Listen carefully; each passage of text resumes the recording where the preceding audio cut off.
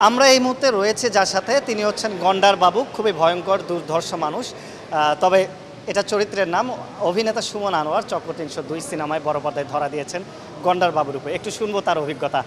কেমন আছেন এবং কেমন লাগছে আসলে ঈদের চতুর্থ দিন? আমি ভালো আছি এবং খুবই ভালো লাগছে। আমাদের সিনেমা দর্শক বিউটিফুলি এনজয় করছে এবং দর্শক এত সুন্দরভাবে আমাদের সিনেমাটা এনজয় করবে। আমাদের সিনেমা সহ সবগুলো সিনেমা খুবই ভালো চলছে, যে কারণে আরও বেশি ভালো লাগা। এবার একটা সিনেমার ঈদ চলছে, আর শুরুতেই আপনি যেই কথা বলছেন যে খুব ভয়ঙ্কর একজন মানুষ, আমি খুবই সাধারণ এবং আমি মনে করি আমি একজন খুবই গুড হিউম্যান বিং। চরিত্রের প্রয়োজনে আমাকে কখনো কখনো ভয়ঙ্কর চরিত্রের রূপ ধারণ করতে হয়, দ্যাটস ইট। স্পয়লার ছাড়া একটু জানতে চাই যদি বলা যায় যে গন্ডার বাবু চরিত্রটা কেমন, এবং গন্ডার বাবু কিন্তু একজন সন্দেহভাজন থাকেন অপরাধীদের মধ্যে, সে আসলে কেমন একটু জানতে চাই। এইটা আসলে ধরেন আমরা যখনই একটা মন্দ চরিত্র বা একটা ভিলেন পোট্রে করতে চাই, তখন আমরা নানা ধরনের অলংকার দিয়ে তাকে খুব ভারী করে ফেলি। তো কালকে শাওন ভাই একটা খুব সুন্দর কথা বলতেছিল যে এত স্মুথ ছিল ক্যারেক্টারটা, আর আমিও ওইটাই ট্রাই করছি গন্ডার বাবুর চরিত্র নির্মাণ করার সময়, যে খুবই সহজ সাধারণ একদম এই প্রতিবেশী পাশের মানুষটার মতো একদমই যেন মানুষটা হয়ে ওঠে, যেন এটা একটা এলিয়েন টাইপ অফ ভিলেন না হয়ে যায়। সেই জায়গা থেকেই গন্ডারবাবু পোট্রে করা আমার ধারণা, সেই কারণেই দর্শকের এত পছন্দ হয় এই চরিত্র এবং এত কাছের।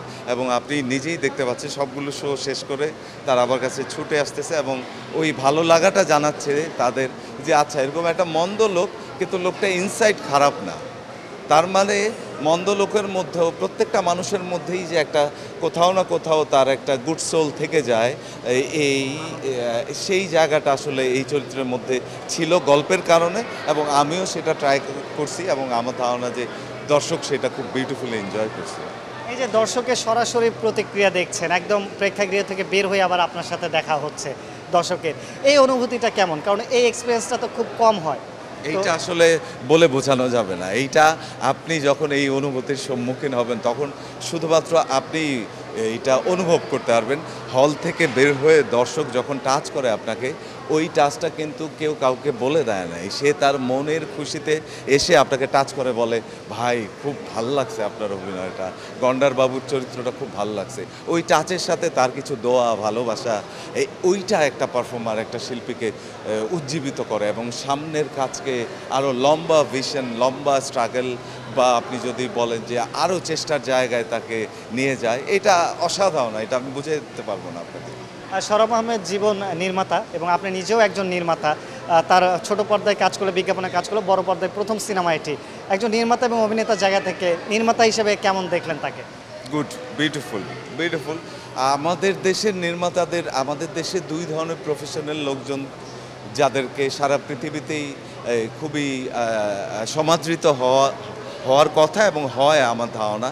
কারণ তারা যেরকম স্ট্রাগলের মধ্যে কাজ করে, ড্রাইভার আর ডিরেক্টর, তাদেরকে যেরকম ঝক্কির মধ্যে দিয়ে জীবন যাপন করতে হয় এবং তার কাজটা করতে হয়। আপনি দেখেন যে আমার ট্রাফিক জ্যামের মধ্যে একটা চালক কি সুন্দরভাবে আপনাকে গন্তব্যে পৌঁছে দিচ্ছে, তাকে এই রিক্সা, গাড়ি ঘোড়া, ঠেলা গাড়ি লোকজন দৌড়াচ্ছে। সেম আমাদেরও ইন্ডাস্ট্রি অনেক অর্গানাইজ না, আমরা নানা প্রতিকূলতার মধ্যে দিয়ে একটা গল্প বলার চেষ্টা করছি, এবং সেইখানে একজন পরিচালককে ওই রকম একটা গাড়ি চালানোর মতোই অবস্থায় তাকে এটা নোঙর করতে হয় বা গন্তব্যে নিয়ে যেতে হয়। তো জীবন বিউটিফুল। একটু শেষে মোশাররফ করিম সবাই জানতে চাই, গোয়েন্দা চরিত্র নিয়ে আমাদের দেশে খুব কম কাজ হয়, মানে চরিত্রকে বেস করে। বাইরে যেমন শার্লক হোমস রয়েছে, ফেলুদা ব্যোমকেশ রয়েছে, এখানে মইনুল রূপে ধরা দিয়েছেন মোশাররফ করিম। কেমন লাগলো ওনাকে গোয়েন্দা চরিত্র? খুব দারুণ, খুব দারুণ। মোশাররফের মধ্যেও ওই ট্রাইটা আছে যে খুবই সিম্পলিফাই করে ক্যারেক্টারটা তৈরি করা, মানুষকে কানেক্ট করার জায়গায় যেন পৌঁছানো যায়, এবং চক্করে সে সেটা প্রমাণ করছে। তো এই জনরায় মোশাররফ করিমের এক ধরনের সাকসেস আমরা হয়তো সামনে আরও দেখতে পাবো।